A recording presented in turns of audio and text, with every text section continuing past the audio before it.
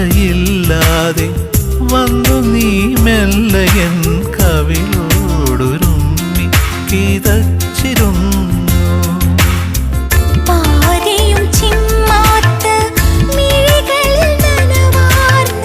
പാതിയും ചിമ്മാത്ത മിഴികളിൽ നനവാർന്ന ചുണ്ടിനാ